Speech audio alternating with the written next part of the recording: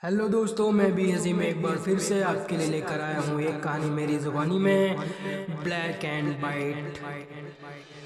नाश्ते की मेज पर फिर से झगड़ा हो गया था।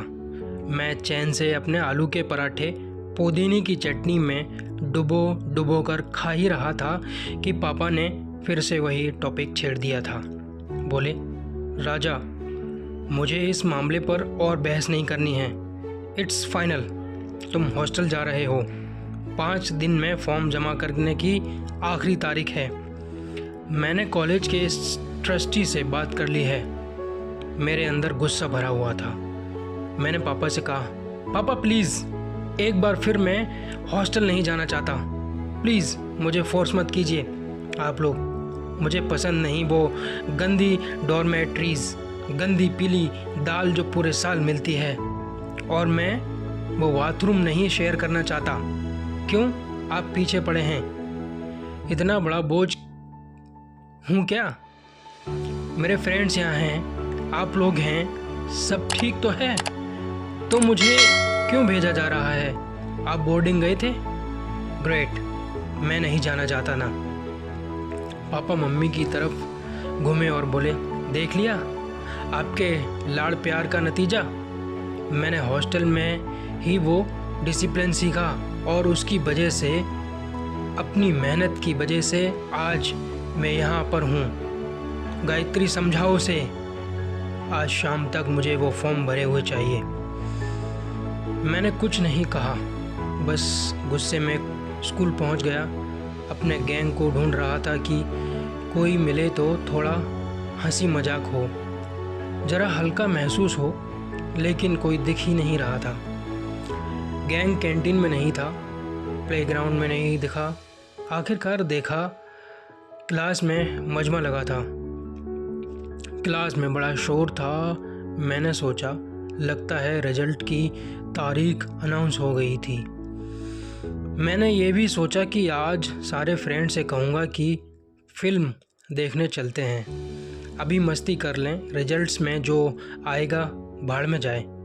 कम से कम ये हॉस्टल की चिक चिक से कुछ मन तो हटेगा। अचानक सबने मुझे देखा और एक सेकंड में शोर खामोशी और फुसफुसाहट में बदल गया, जैसे किसी ने गर्म दहकती हुई कढ़ाई को बर्फीले पानी में फेंक दिया हो। मैंने कहा, क्या हुआ यार? मैं शर्मा सर नहीं हूँ। मैंने देखा कि सारी क्लास एक अखबार में कुछ देख कर उसी के बारे में बात कर रही थी। मेरे दोस्त अब वो अखबार एक डेस्क के पीछे छुपाने की कोशिश कर रहे थे। मुझे समझ ही नहीं आया कि ये क्या गोरख धंधा है, ये क्या हो रहा था। ये मार्च के महीने में अप्रैल फूल जैसा सीन तो नहीं था। मैंने कहा, क्या छुपा रहे हो यार? मेरे पहले प्यार की कैटरीना की तस्वीर छपी है क्या? कोई पेपर देने को राजी ही नहीं हो रहा था। आखिरकार मैंने खुद ही जाकर एक दोस्त के हाथ से अखबार छीन लिया। हेडलाइन पढ़ी तो मेरे चेहरे से हंसी गायब हो गई। उसमें शहर के सबसे भ्रष्ट अधिकारियों की लिस्ट इनकम टैक्स विभाग की किसी फाइल से निकालकर छाप दी गई थी। तीसरे नंबर पर मेरे पापा का नाम था। मुझे नहीं लगता कि वो मैं नज़ारा कभी भूल पाऊंगा। क्लास में एक तरफ आखिरी 4 कतारों में मैं, मेरे दोस्त और एक क्लासमेट बैठे थे, और क्लास के दूसरे छोर पर एक खाली ब्लैक बोर्ड के ठीक सामने खाली बेंचों पर इस पार एक अखबार हाथ में लिए मैं खड़ा था।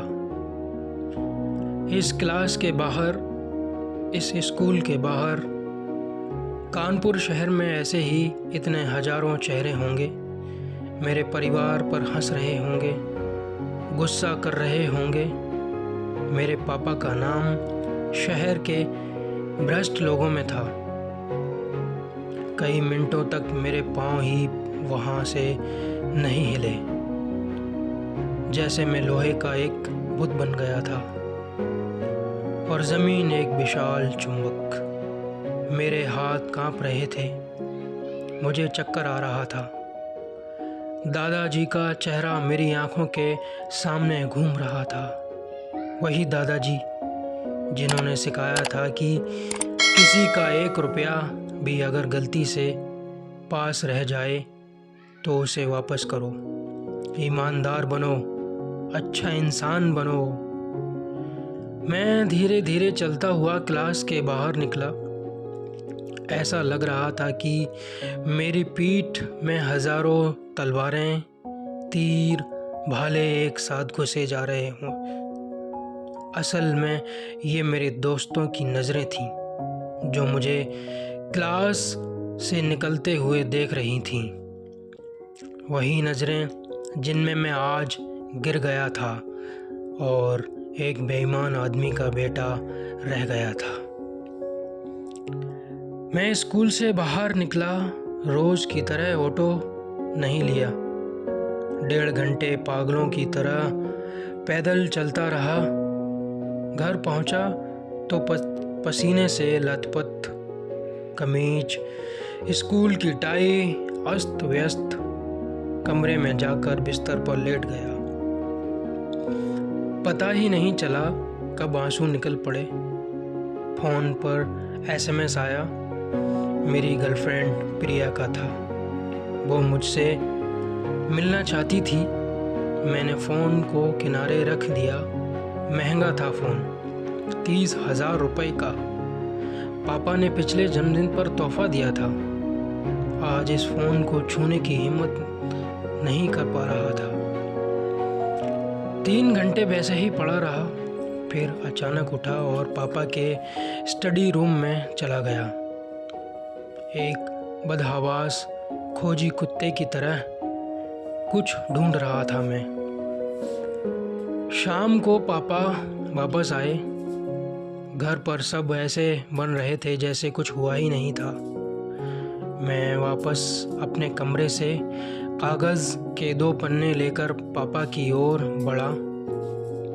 पापा ने कॉफ़ी किनारे रखी और बोले, हाँ, भर दिया फॉर्म बोर्डिंग? चलो कल भिजवा देता हूँ। ये लो 5,000 रुपये, हॉस्टल के लिए शॉपिंग कर लेना। मैंने कहा, पापा, ये हॉस्टल का फॉर्म नहीं, कुछ और ढूंढ लाया हूँ आपके कमरे से। ये आपकी सैलरी स्लिप है। इसमें लिखा है कि आपकी तनख्वाह 30,000 रुपये है। तो हमारे पास ये सब कहाँ से आया? कैसे बताऊँ आपको कि वो लम्हा क्या था? 14 साल के एक बच्चे ने अपने पिता से ये पूछने की हिम्मत की थी कि अगर उनकी तनख्वाह 30,000 रुपये थी तो सारा ऐशो आराम कहाँ से आया? पापा ने सैलरी स्लिप हाथ में ली और अपने कमरे की ओर चले गए। मम्मी अब तक किचन से बाहर आकर खड़ी हो गई थी। गुस्से में तमतमाती हुई बोली, राजा, तुम्हारी हिम्मत कैसे हुई अपने पापा से ऐसे बात करने की? तुम इतने बड़े हो गए हो कि पापा से सवाल जवाब करने लगे? उन्हें शायद विश्वास ही नहीं हो रहा था कि उनका शर्मीला छोटा बेटा कभी इतने कड़वे सवाल कर सकता था। नौकर एक कोने में दुबक गया और बार बार वही सब्जियां धोने लगा। क्या मेरे अलावा सब इस अनकही सच्चाई को जानते थे?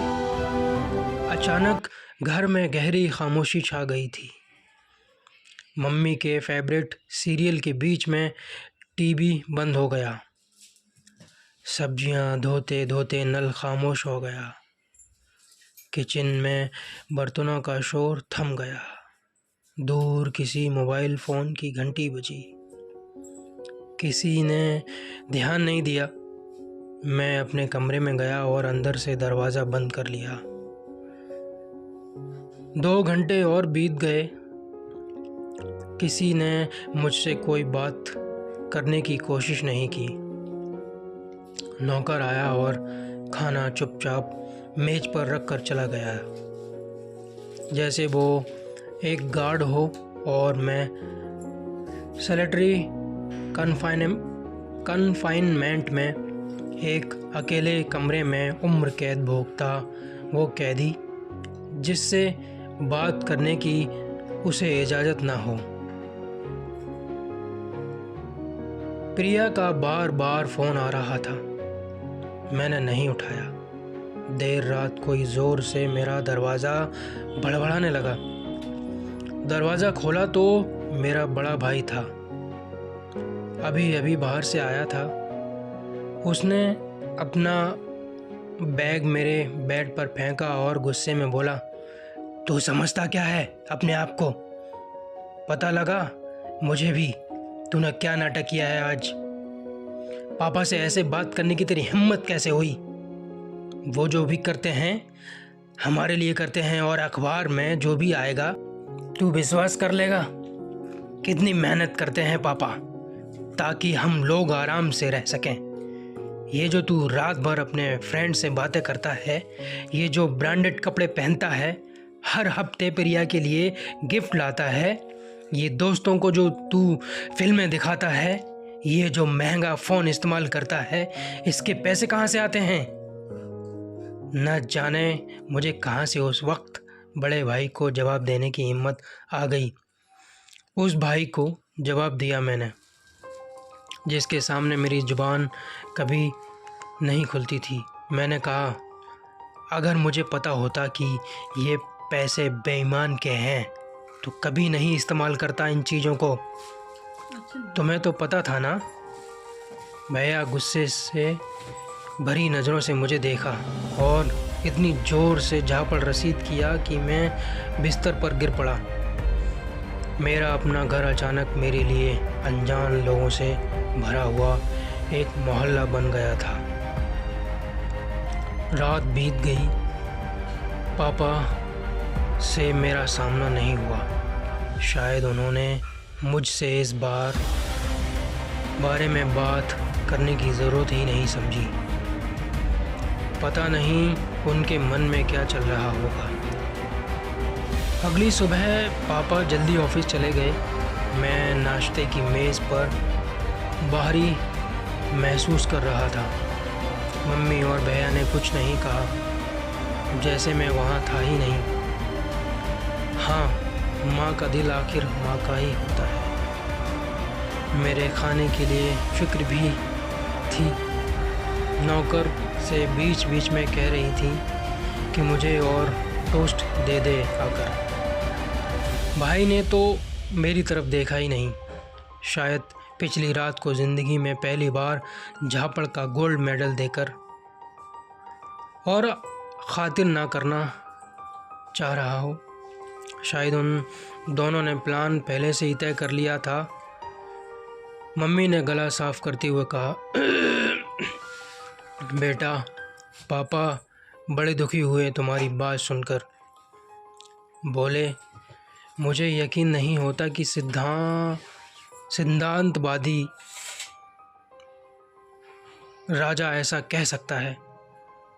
उन्हें बहुत तकलीफ़ पहुंची है। आज शाम जैसे ही घर आएं, उन्हें सॉरी बोल देना, फिर सब ठीक हो जाएगा। ठीक है। मुझे यकीन ही नहीं हुआ। रात भर में मंथन करने के बाद ये योद्धा बस यही इलाज निकाल पाए थे कि मैं पापा से माफ़ी मांग लूं। मैं भी अड़ियल था। बिना कुछ कहे उठा, बैग उठाया और स्कूल को चल दिया। लेकिन वो रास्ता भी ऐसा था जैसे अकेलेपन के एक जंगल से दूसरे जंगल में जा रहा हूँ। रास्ते में कोई अखबार पढ़ता दिखता तो यही लगता कि पापा की थू-थू कर रहा हो। स्कूल पहुँचा तो यूँ महसूस कराया गया कि जैसे कोई मुजरिम कचहरी में दाखिल हुआ हो। सब दूर दूर से मुझे देख रहे थे। इतना अकेला शायद मैंने आज तक महसूस नहीं किया था। मैंने अपने सामने चेहरों की भीड़ को घबराते हुए देखा। ऐसा लग रहा था कि कुछ तो मुझे धिक्कार रहे थे, मेरा मजाक उड़ा रहे थे और कुछ मेरी किस्मत पर अफसोस कर रहे थे। बस एक ही लड़का था जो मेरे पास आया, मेरा बेस्ट फ्रेंड अभिषेक। कुछ बोला नहीं, बस बेंच पर बगल में बैठा रहा। मुझे मालूम था उसके भी मन में वही सवाल चल रहे थे जो मेरे मन में थे। मैंने चैन की सांस ली जब मुझे दूर से अपनी गर्लफ्रेंड प्रिया आती दिखाई दी। मैंने कहा, प्रिया तुम हो? सॉरी, मैं तुम्हारा फ़ोन। प्रिया ने बैग को बीच में पटका और बोली, ये सारे गिफ्ट हैं जो तुमने मुझे दिए थे। कोई और लड़की ढूंढ लेना जिसे तुम अपने पापा की ली हुई घूस से खरीद कर गिफ्ट दे सको। कितनी आसानी से टूट जाता है सब। एक दिन में पिछली सुबह और आज की सुबह में ज़मीन आसमान का फ़र्क था। 24 घंटे के अंदर मैं समझ ही नहीं पा रहा था कि मेरे प्यारे पापा कहाँ गुम हो गए। मेरी गर्लफ्रेंड ने मुझसे रिश्ता तोड़ लिया था और अपने दोस्तों के लिए मैं रातों रात एक अजनबी बन गया था। मैं स्कूल से निकाल गया और सड़क पर चलने लगा। चारों ओर ट्रैफिक का शोर, सब्जी वाले, फल, रुमाल, प्लास्टिक के खिलौने बेचते हुए। कोई गाड़ी सर से बगल से निकल गई। ड्राइवर ने किसी तरह मुझे बचाया और चिल्लाता हुआ चला गया, अबे आंखें नहीं है क्या? आंखें हैं यार, आंखें खुली तभी तो ये सच देखा। लेकिन अब क्या करूं इन आंखों का और इस सच का? क्या करूं अपने आप का जो ना एक बेईमान बाप का बेटा होकर रहने को राजी है, ना अपने पिता की तकलीफ को देखना चाहता है। अगर कोई ईमानदार इंसान होता तो शायद सीधे पुलिस स्टेशन चला गया होता, इनकम टैक्स वालों को फ़ोन कर देता, उसी अखबार के ऑफिस में घुस जाता जिसमें मैंने वो खबर पढ़ी थी। लेकिन मैं उतना ईमानदार नहीं था। पापा की बेईमानी के पैसों से मज़े जो करता था, इतने साल क्यों नहीं पूछा था कभी मैंने खुद से कि जब तिवारी अंकल और पापा साथ साथ काम करते हैं एक बराबर की पोस्ट पर, तो वो छोटी गाड़ी से क्यों जाते हैं और हमारे पास कैसे बड़ी कार है? सच कह रहा था वो नाराज ड्राइवर। आंखें नहीं है मेरे पास।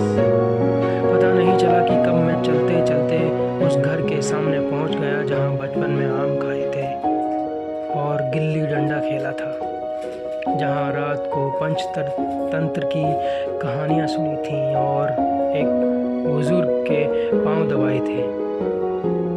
हाँ, मैं दादाजी के घर पहुंच गया था। अंदर जाते ही उनकी गोद में सर रख दिया और बेतहाशा रोने लगा। दादाजी तक सब खबर पहुंच गई थी। मेरे बालों में उंगलियां फिराते हुए बोले, राजा अब तो जान गया बेटा कि मुझे पापा के घर में रहना मंजूर नहीं था। उनकी गाड़ी में कभी क्यों नहीं बैठता हूँ, उनके साथ कभी छुट्टियों पर नहीं जाता हूँ। कायर हूँ बेटा, अपने बेटे को पुलिस के हवाले करने की हिम्मत मुझ में नहीं। बस उसकी बेईमानी से मुंह मोड़ कर जी रहा हूँ। उस दिन घर पहुँचा तो शायद मम्मी पापा ने यही सोचा होगा कि अब अकल ठिकाने आ गई होगी।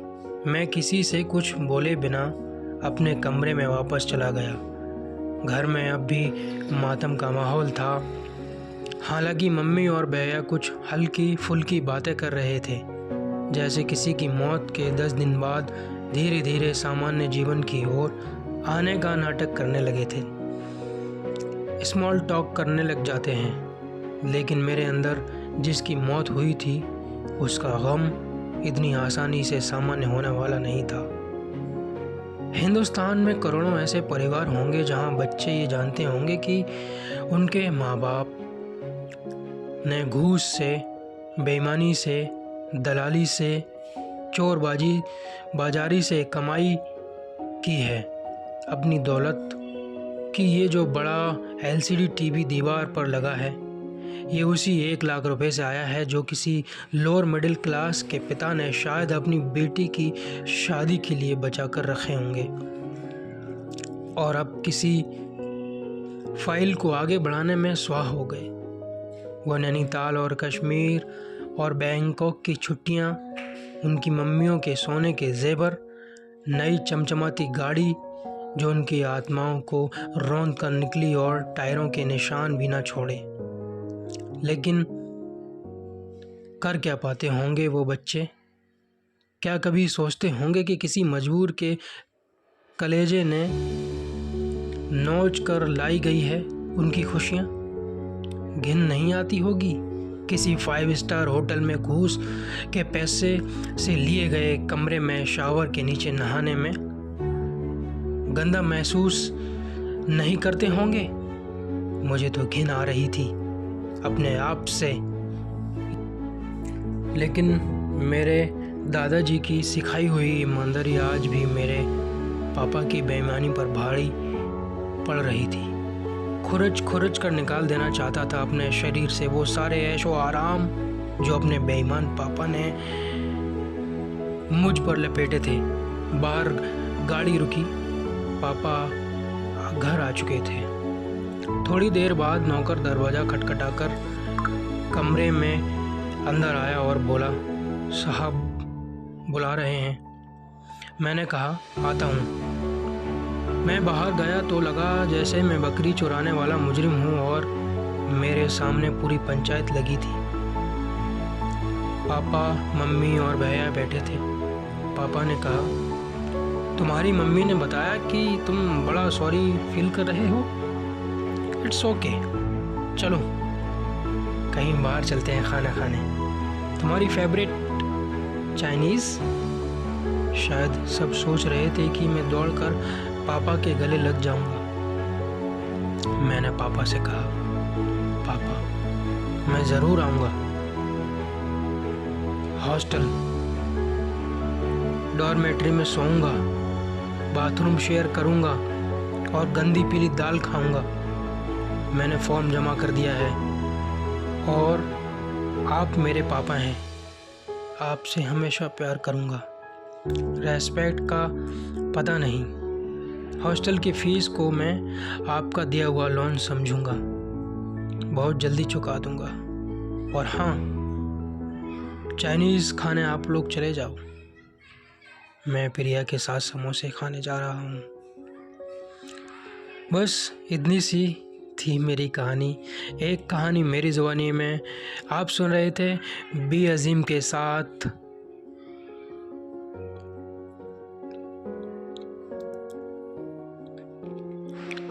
दोस्तों,